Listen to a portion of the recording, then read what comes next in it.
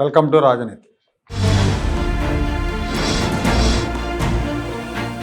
Cinema నటుడు ప్రకాష్ రాజ్ గారు తరచుగా బీజేపీకి వ్యతిరేకంగా సోషల్ మీడియాలో గళం విప్పుతూ ఉంటారు, పోస్టులు పెడతా ఉంటారు.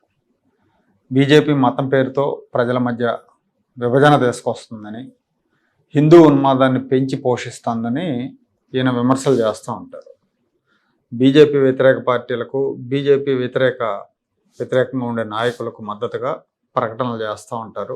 ప్రకాష్ రాజ్ స్వస్థలం కర్ణాటక. ఆయన తెలుగు, తమిళ సినిమాల్లో ఎక్కువ సినిమాల్లో నటించారు. హైదరాబాద్ కొంచెం దూరంలో మహబూబ్ నగర్ జిల్లాలో మంచి ఫామ్ హౌస్ ఉన్నాయి. ఈయన రాష్ట్ర విభజన తర్వాత కేసీఆర్కు మద్దతు ఇచ్చారు. కేసీఆర్ మీద పొగడ్తలు కురిపించేవారు.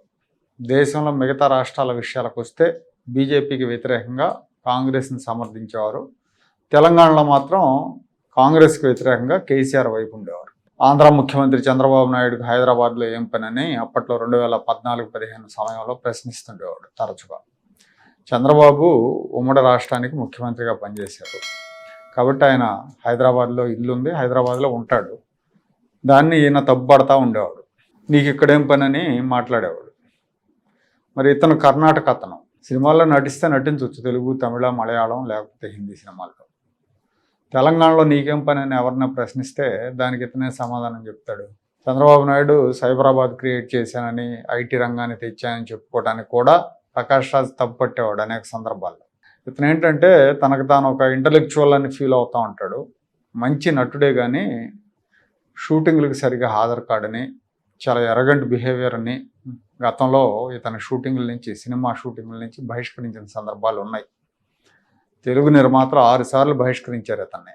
పవన్ కళ్యాణ్తో జల్సా మూవీ చేసేటప్పుడు, అలాగే జూనియర్ ఎన్టీఆర్, కంత్రి, అల్లు అర్జున్, పరుగు సినిమాల షూటింగ్ సమయంలో సహకరించలేదు సరిగా అని ఇబ్బంది పెట్టాడని ఆరోపణలు ఉన్నాయి.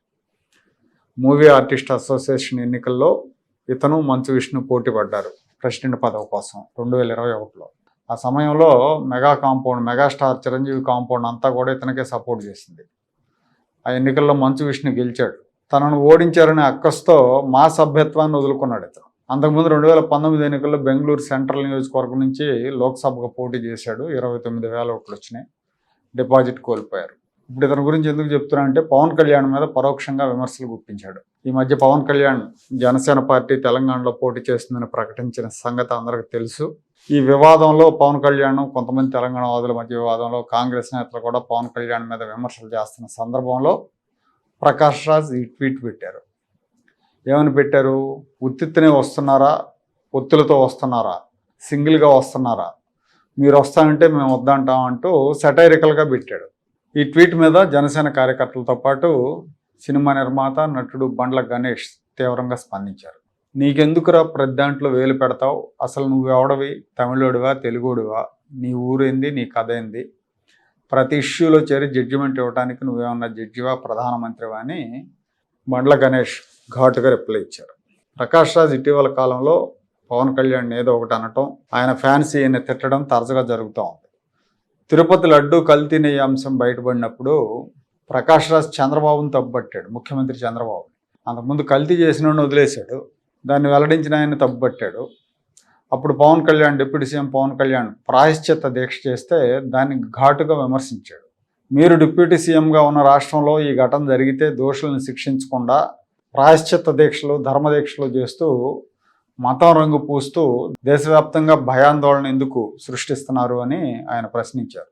పవన్ కళ్యాణ్కి స్థిరత్వం లేదని, బీజేపీని వ్యతిరేకించి మళ్ళీ ఆ పార్టీతో పొత్తు పెట్టుకుని బీజేపీ చేతిలో అస్త్రంలా మారిపోయాడని, సనాతన ధర్మం పేరుతో మతోన్మాదాన్ని రెచ్చగొట్టే వాళ్ళకి సహకరిస్తున్నాడని విమర్శలు చేశారు. ఇప్పుడు తాజాగా పవన్ కళ్యాణ్ తెలంగాణలో అడుగు పెట్టడం మీద సెటైర్లు వేస్తున్నారు. ప్రకాష్ రాజ్ ప్రగతిశీల శక్తులకు మద్దతుగా, ప్రోగ్రెసివ్ మైండ్ సెట్తో సమాజం గురించి ఆలోచించే ఒక వ్యక్తిగా తనను తాను ప్రొజెక్ట్ చేసుకుంటూ ఉంటారు. కానీ ఆంధ్రప్రదేశ్లో మాత్రం జగన్మోహన్ రెడ్డి పార్టీకి అనుకూలంగా ఇతను మాట్లాడుతుంటాడు, ఇతని పోస్టులు ఉంటాయి. జగన్కు అనుకూలం అనే కంటే చంద్రబాబుకు వ్యతిరేకం చెప్పొచ్చు. ఆ వ్యతిరేకతతోనే బహుశా అలా ఉండొచ్చు. అలాగే తెలంగాణలో బీఆర్ఎస్ పార్టీ అప్పటి ముఖ్యమంత్రి కేసీఆర్ మీద పొగడ్తలు కురిపిస్తూ ఉండేవారు. ఇప్పుడు మళ్ళీ పవన్ కళ్యాణ్కి వెళ్ళటం ద్వారా మరోసారి సోషల్ మీడియాలో ట్రోల్ అవుతున్నారు.